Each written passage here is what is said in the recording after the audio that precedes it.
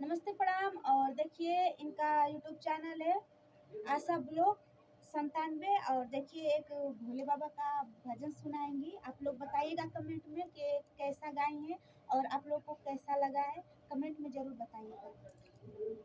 झारी बहारी के असल लगवली धैले बड़ी धियानावा हे गुरुजी। झारी बहारी के असल लगवली धैले बड़ी धियानावा हे गुरुजी।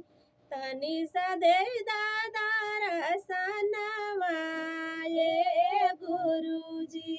तनी सा दे दादा रसनवा ये गुरुजी।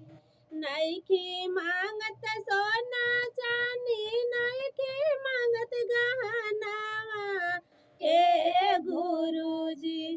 तनी सा दे दादा रसनवा ये गुरुजी। तनी सा दे दादा रसनवा ए गुरुजी।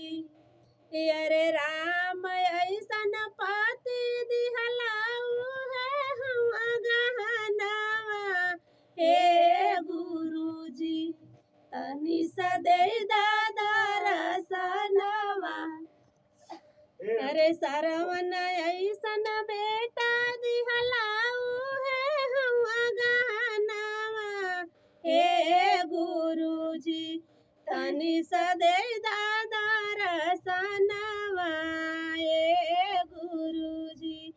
जारी बहारी के असल लगवली धैले बड़ी धियानावा हे गुरुजी। तनी सा दे दादा रसनवा।